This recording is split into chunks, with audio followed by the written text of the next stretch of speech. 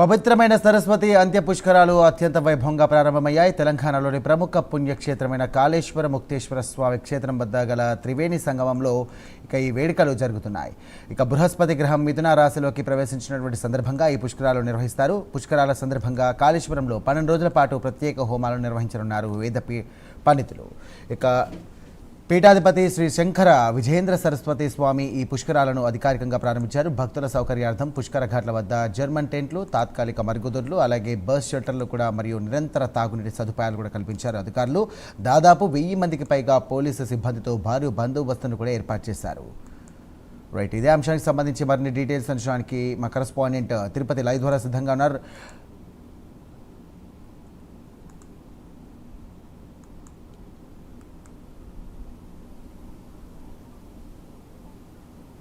తిరుపతి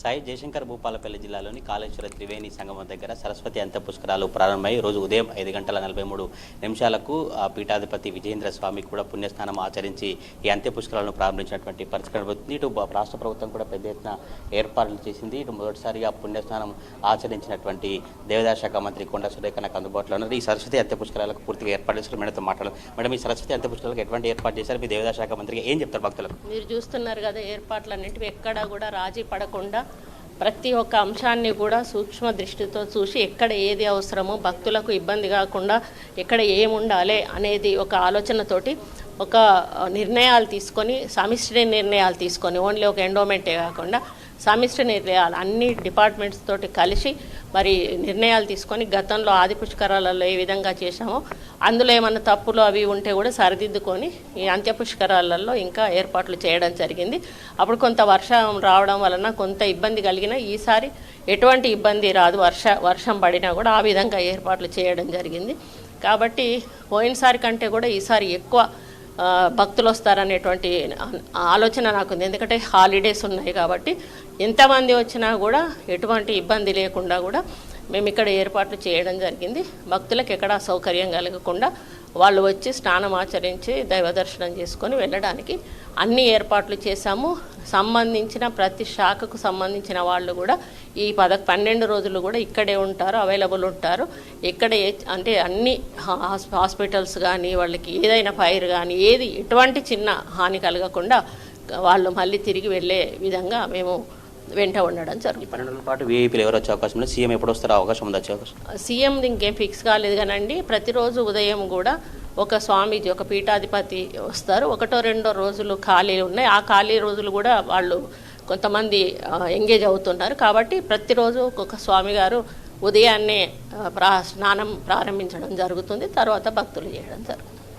దేవాదాయ శాఖ మంత్రి అభిప్రాయం అయితే కూడా రావడం జరుగుతుంది. ఈవినింగ్ వారు వచ్చి సాయంత్రం 4 గంటలకు వచ్చి స్నానం చేసుకొని మనకి హారతి ఉంది కదా, గంగా హారతి చూసుకొని కార్యక్రమాలు రోజు సాంస్కృతిక కార్యక్రమాలు ఉంటాయి. కంప్లీట్ చేసుకున్నాక వారు రేపు నైట్ నిద్ర చేసి రేపు తిరిగి వెళ్ళడం జరుగుతుంది. ఎండల తీరుతున్నట్టు భక్తులు భయపడే అవకాశం ఉంది. భక్తులకు ఎటువంటి ఏర్పాటు చేసి మీ దేవాదాయ శాఖ మంత్రికి ఏం చెప్తారు భక్తులకు? మేము అంతటా కూడా పెట్టామండి. చాలా చలవ పందిర్లు వేసాము. అట్లా కూర్చోడానికి ఎక్కడ వీలుంటే అక్కడ వాళ్ళ ప్రజలను ఇబ్బంది పెట్టకుండా ఉండడానికి మేము చాలా ఏర్పాట్లు చేశాము. ఎక్కడ కూడా ఎవరికి ఎండ అనేది తగలకుండా ఉండడానికి భక్తులు కూడా కొంత జాగ్రత్తలు తీసుకోవాలి. మొత్తం మా మీద కూడా కాదు, వాళ్ళు అనౌన్స్మెంట్స్ ఇస్తూనే ఉంటారు. ఎట్లాగో వాయిస్ ఓవర్లు నడుస్తూనే ఉంటాయి. దాన్ని ఫాలో అవ్వాలని కోరుకుంటున్నాం. ఇది రాష్ట్ర ప్రభుత్వం సరస్వతి అంత్య పుష్కరాలకు పూర్తిగా ఏర్పాట్లు చేసి అంగరంగ వైభవంగా కొనసాగుతున్నటువంటి పరిస్థితి కనబడుతుంది. ఇప్పుడు కొద్దిసేపు క్రితమే రాష్ట్ర ప్రభుత్వం అత్యంత ప్రతిష్ఠంగా తీసుకొని ఈ సరస్వతి అంత్య పుష్కరాలకు సంబంధించి కూడా కొనసాగుతున్నటువంటి పరిస్థితి. నాకు అందుబాటులో మంత్రి దుద్దిల శ్రీధర్ బాబు ఉన్నారు. అసలు ఎట్లా ఏర్పాట్లు చేశారు, ఎంపీలో వచ్చి మాట్లాడారు. సార్, ఎట్లా ఉంది సార్ సరస్వతి అంత్య పుష్కరాలు ప్రారంభమయ్యాయి కదా, ప్రభుత్వానికి సంబంధించి ఎటువంటి ఏర్పాటు చేశారు, భక్తులకు ఏం చెప్తారు? ఈరోజు పూజ్యులు కంచి స్వామివారు విజయేంద్ర సరస్వతి స్వామివారి వారి చేతుల మీదుగా అంతఃపుష్కరాలు పుణ్యస్నానాలను ప్రారంభోత్సవం చేయడం జరిగింది. దేవాదాయ శాఖ ప్రత్యేకంగా అన్ని ఏర్పాట్లు చేస్తూ ఎక్కడ కూడా భక్తులకు కానీ ఇతరులకు ఎవరికి కూడా ఇబ్బంది రాకుండా అన్ని ఏర్పాట్లు చేయడం జరిగింది. ఈ సరస్సు ఏం చెప్తారు సార్, ఎట్లా ఉంది 12 రోజుల పాటు?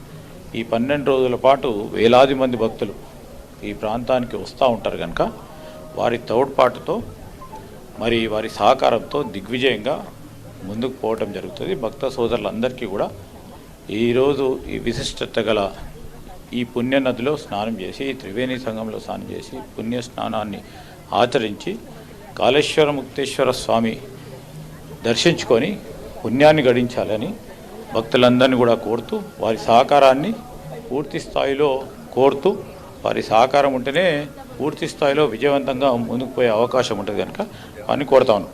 సీఎం గారు ఎప్పుడు వచ్చే అవకాశం సార్? ప్రముఖులు ఎవరెవరు వస్తారు సార్ ఈ 12 రోజుల పాటు? ఈరోజు గవర్నర్ గారు రావటం జరుగుతూ ఉంది. గవర్నర్ గారితో పాటు ఈ 12 రోజుల పాటు అనేక మంది పెద్దలు యాగాల్లో పాల్గొనడానికి మరి స్వాములందరూ కూడా ప్రతిరోజు ఒక ప్రధానమైన స్వామి వారి ఆధ్వర్యంలో ఈ కార్యక్రమాలు జరుగుతాయి. ఇది మంత్రుల అభిప్రాయం అయితే ఈ 12 రోజుల పాటు కూడా ఆధ్యాత్మిక వాతావరణంలో సరస్వతి అంత్య పుష్కరాలు కొనసాగుతాయి. సరస్వతి అంత్య పుష్కరాలకు పూర్తిగా రాష్ట్ర ప్రభుత్వం ఏర్పాట్లు చేసినట్టుగా మంత్రి దుద్దిల్ల సుధీర్ కావచ్చు, దేవాదాయ శాఖ మంత్రి కొండా సురేఖ చెప్తున్నటువంటి పరిస్థితి బట్టి ఈ రోజు నుంచి 12 రోజుల పాటు హోమ కార్యక్రమాలు కావచ్చు, గోదావరి నది హారది నది కార్యక్రమాలు ఉంటాయంటూ కూడా మంత్రులు చెప్తున్నటువంటి పరిస్థితులు అయితే కనిపిస్తూ ఉన్నాయి. మరి కాసేపట్లో కూడా ఈరోజు మధ్యాహ్నం వరకు గవర్నర్ ప్రతాప్ శుక్లా కూడా ఇక్కడికి వచ్చి పుణ్యస్నానం ఆచరించేటువంటి అవకాశం అయితే కనబడుతుంది. ఈ రోజు నుంచి జూన్ 1 వరకు కూడా కాళేశ్వర త్రివేణి సంగమంలో అత్యంత సరస్వతి పుష్కరాలు కొనసాగబోతా ఉన్నాయి. Sai right, thank you Tirupati.